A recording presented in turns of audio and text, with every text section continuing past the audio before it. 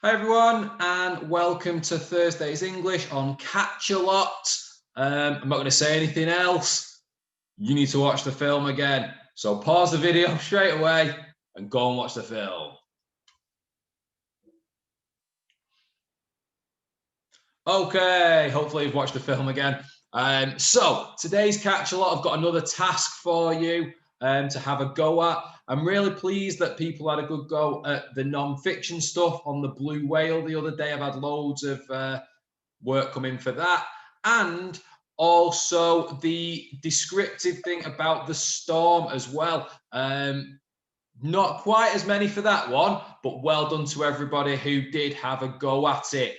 What I'm going to do is in our Zoom later, I might even read out a few. If I don't do it in the Zoom, I will do it on Friday's English with the spelling test, because hopefully we'll have quite a few nice ones today to go with our work from yesterday as well. So moving on to today, start off with, you've got a BBC bite-sized page to have a go at. It is all about preposition.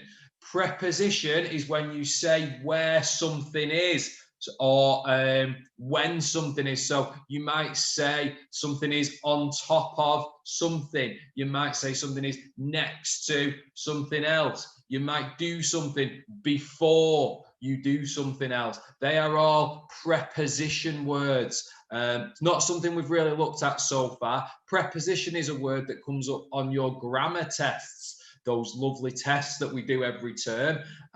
So hopefully when we do the next one, you'll all know what a preposition is, and you'll be able to pick it out of the sentences that it gives you. So on the BBC bite-sized page, there's a little video about prepositions. There's always a little video. There's a little bit of a task to do, picking out the prepositions in some sentences, and a bit of a quiz for you as well. So have a go at that first of all. Pause the video now.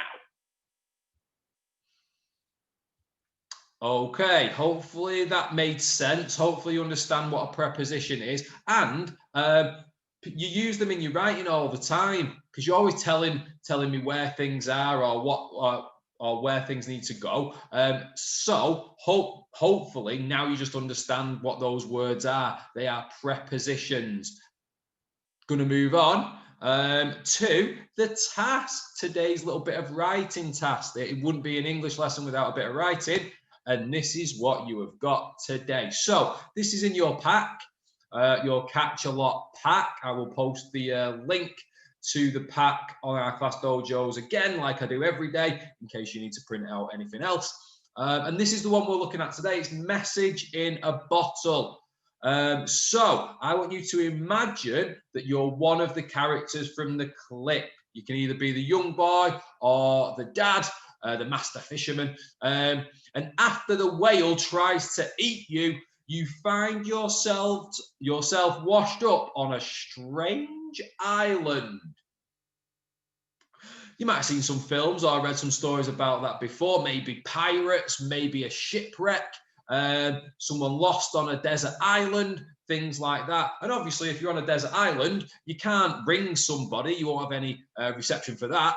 You can't just get on your laptop and send them an email. You can't do that.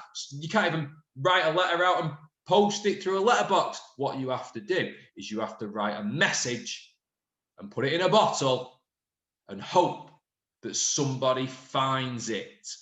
So that's what you're going to have a go at today. You're going to imagine you're one of the two characters from the film. I don't mind which, totally up to you. And then you're going to write a message to put in a bottle to explain how you got there, what happened to you.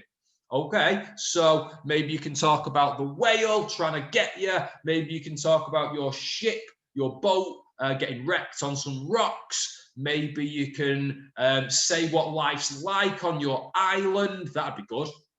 Describe your island as well. Tell me what it's like on there. How long have you been there? Are you struggling? Are you quite enjoying it? Up to you. Maybe you like the peace and quiet. So that is your plan for today. If you look at the sheet, it doesn't actually have any lines on it because it's supposed to be like a rough piece of paper. What I would do though is with a ruler, first of all, if you're doing it on this sheet, I would draw some lines. That way your writing will be neat. Okay. If you don't want to do it on this template, if you want to write it out in your book, that is fine too. Just put the heading, message in a bottle, and then get cracking with it. Almost ready to get cracking now. First of all, though, I'm going to tell you some things that I would like you to try and include in your writing. Okay, so first of all, it says write in the first person. That is because you are going to be one of the characters and you're writing your message in a bottle. I don't want you to say the boy did this or the dad did that. I want you are going to be the person. Okay, so I woke up on a desert island. Okay, things like that. You are writing my, mine, things like that. You are writing in the first person. Please remember to do that. Second, can't believe I have to say this, but I'm going to say it. Full stops and capital letters. Some people still just put them wherever they want. Put them in the right places. Okay, please do it. You need full stops for names of things, for the starts of sentences, capital letters, obviously at the end of your sentence. Please try and do that. Next up, you need some adjectives. Adjectives are the describing words. I am sure you'll be able to describe the sea, maybe the whale, your island really well. Make sure you use lots of good adjectives in your writing today. Also, conjunctions. I don't just want simple sentences. I want you to make some extended sentences. And the way you do that is by adding more information. And then what you need to do is make sure you use some conjunctions in there. Okay? Because, but, so, and. Okay? Try and use some of those in your writing just to make your sentences a bit more interesting with some extra detail.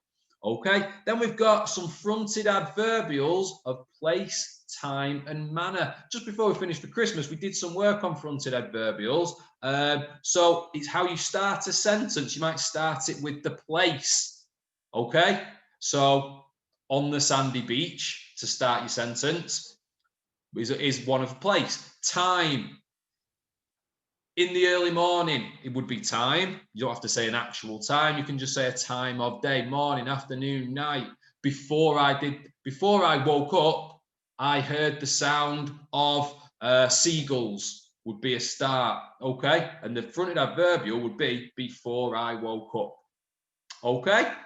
And manner is how you do something. So you might say sleepily, I opened my eyes and went to get some coconuts. Okay, so sleepily is how you did something in the morning. After each of those, you need a comma as well. Okay, so after every fronted adverbial you put a little comma. Try and include some of them. You don't need them every time, but try and include a couple. That would be great. And then the last one is prepositions. That is when you say where something is.